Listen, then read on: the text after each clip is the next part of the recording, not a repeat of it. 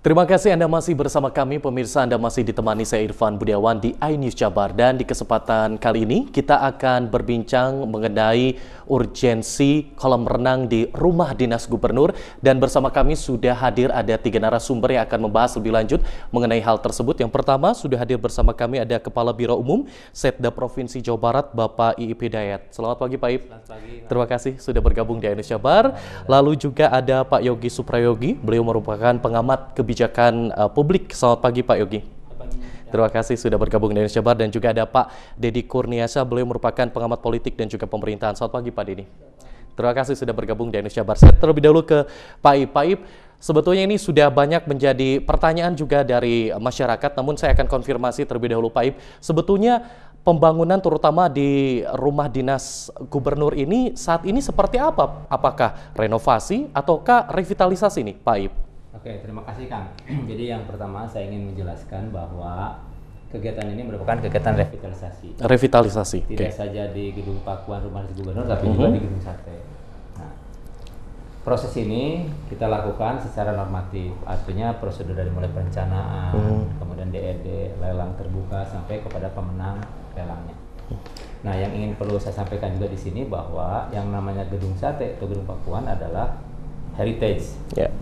Artinya ada perlakuan khusus ketika kita ingin membangun di tempat-tempat tersebut. Nah, kami sangat menghormati, menghargai itu sehingga kita menunggu rekomendasi keluar dari TACB maupun dari Kementerian Pendidikan Kebudayaan dalam hal ini melalui BP3S Serang.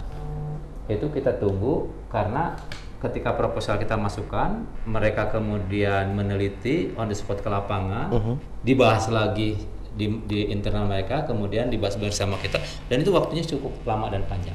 Sehingga mana yang bisa dibangun, mana yang bisa view-nya tidak diganggu dan sebagainya muncul. Nah, akhirnya itulah muncul kepada DED yang kita lakukan lelang itu, sehingga hari ini untuk di Pakuan itu sebetulnya ada 2 objek yang direvit itu, tidak satu objek dengan nilai 4,6, tapi ketika dilelangkan pemenangnya 4,1.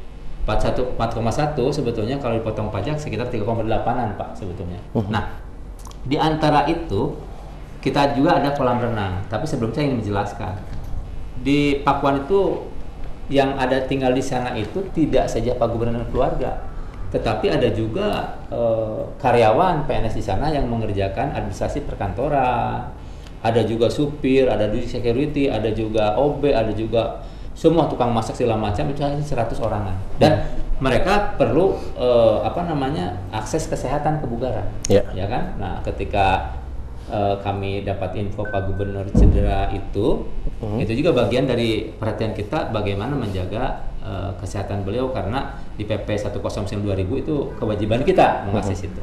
Nah, ketika itu dilelangkan, maka 2 objek ini yang tadinya taman tidak aktif sekarang dijadikan taman aktif. Artinya apa? Jadi nanti yang namanya rapat-rapat tidak saja perlu di dalam ruangan, yang sekarang SD kan di dalam ruangan utama sama di lapang tenis. Nanti juga bisa di taman luar, outdoornya. Karena boleh nanti Akang juga lihat bahwa aktivitas Pak Gubernur di Gedung Pakuan juga ternyata makin lama makin banyak gitu. Nah, sehingga taman aktif ini bisa diakses oleh rapat-rapat atau masyarakat dan sebagai acara-acara di situ. Nah, khusus kolam renang ini ukurannya sebetulnya 3,9 kali 29 meter jauhnya panjangnya. Sebetulnya sangat sempit 3,9 karena itu betul-betul untuk olahraga gitu ya.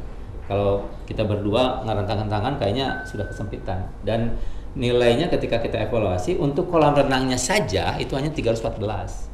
Ketika info awal 1,5 ternyata saya lihat komponennya begitu banyak, ada penataan taman, lampu segala macam yang di sekitar situ gitu ternyata. Tapi kalau bicara kolam renangnya hanya 314 juta gitu. Nah, kepentingannya daripada kenapa ini direvit karena sudah bertahun-tahun, 20 tahun lebih itu tidak pernah disentuh pembangunan. Hanya yang ada pembangunan masjid, karena masjid juga diakses oleh masyarakat, Jumatan, kemudian sholat tarawehan itu kan masyarakat pada masuk di situ. kemudian lapang tenis dimultifungsikan, ya lapang tenis, ya lapang futsal, ya lapang basket gitu, untuk menjaga kebugaran yang ada di situ. Termasuk sekarang akan dibikinkan kolam renang. Ini bagian daripada menjaga kebugaran seluruh yang ada personalia di Gedung Pakuan yang saya tadi katakan. Tidak saja Pak Gubernur dan keluarga, tapi ada kurang lebih 100-an yang di situ. Dan mereka juga harus, dan kita harus menjaga kesehatan itu. Biasanya tiap hari Jumat mereka melakukan olahraga. Kira-kira itu seperti itu. Jadi kolam renangnya itu di angka 314 juta, ya. Seperti itu, tapi dengan total taman, lalu juga lampu dan sebagainya, atau mungkin juga aksesorisnya sampai dengan 1,5 seperti itu. Seperti itu ya. 1,5 miliar rupiah dipergunakan akan dijadikan kolam renang dan juga mungkin di sekitarnya, baik itu juga lampu dan taman sebagainya. Pak Yogi melihatnya seperti apa? Tentunya juga revitalisasi yang dilakukan di rumah dinas gubernur tadi dengan sudah lama tidak direvitalisasi dan akhirnya juga direvitalisasi dengan angka yang juga cukup besar seperti itu. Ya, jadi kalau gini, kalau kita melihat angka itu sangat relatif ya. Yeah. Jadi harus dipahami dulu dalam konsep anggaran pemerintah itu berbeda kalau misalnya saya membangun kolam renang di belakang rumah saya. Itu akan beda. Karena saya tidak perlu ada potongan pajak, saya buat kolam renang buat aja.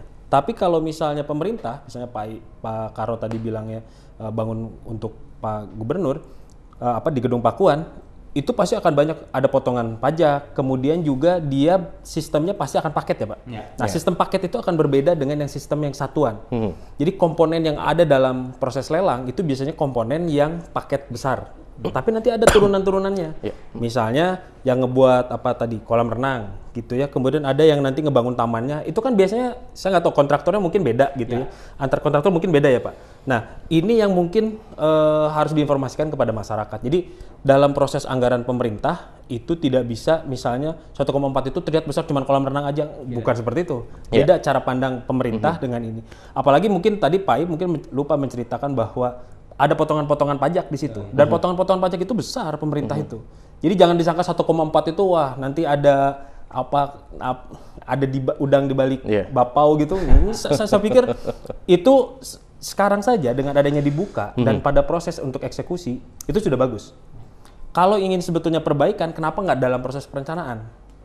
Nah ini kan selalu saya baca juga di Instagramnya Pak Gubernur di ini bahwa netizen ngebandingkan dengan proses stunting yang ada di Jawa Barat Selatan, misalnya di mana, dan itu kan sebetulnya tidak apple to apple. Kalau mau bandingkan dengan kalau mau apple to apple sekarang, biasanya posisi Jawa Barat penduduk kita itu sekarang 50 juta kan. Posisi kita 50 juta. Bandingkan dengan misalnya DKI yang berapa Kang? 20 juta, mungkin sekitar 20 juta.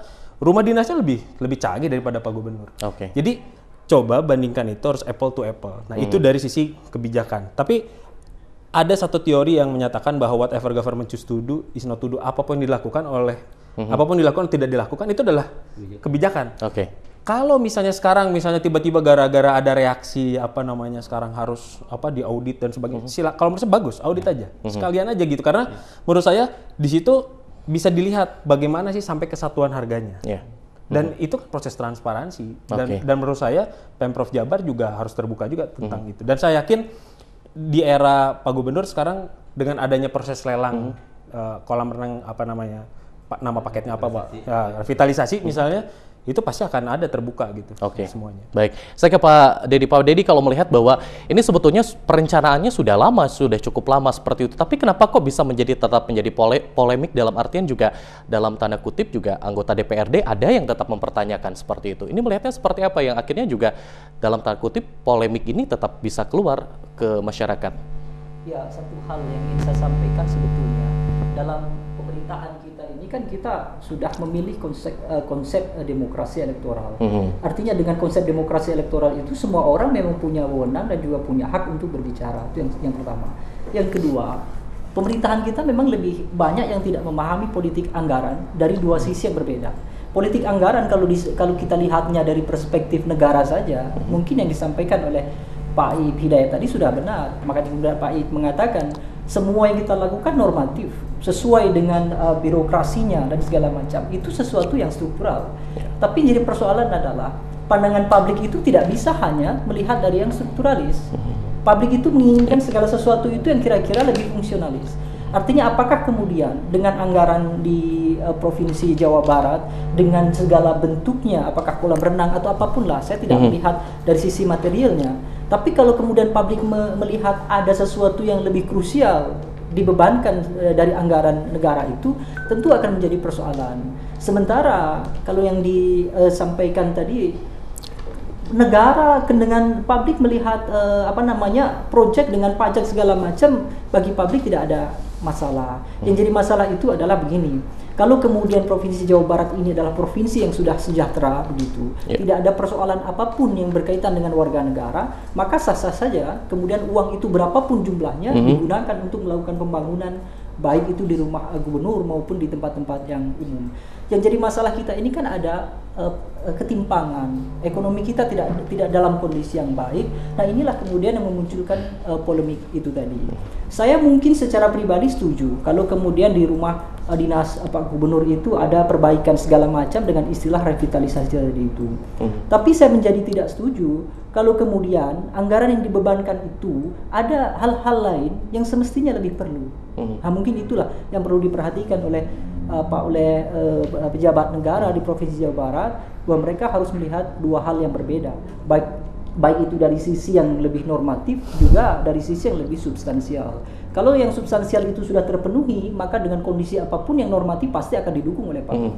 Kalau kemudian publik tidak mendukung hal-hal yang normatif, maka berarti ada persoalan. Itu saja. Baik. Nah, yang jadi masalah, kalau semua pejabat negara, baik itu di tingkatan daerah maupun tingkatan pusat, kalau sudut pandangnya hanya berkaitan dengan yang normatif saja, yang penting tidak melanggar aturan, tidak menyalahi undang-undang, proses lelang sudah sesuai dengan prosedur, maka itu tidak akan menjadi pembangunan yang berkelanjutan. Kenapa? Karena dia hanya akan selesai bangun, sudah selesai.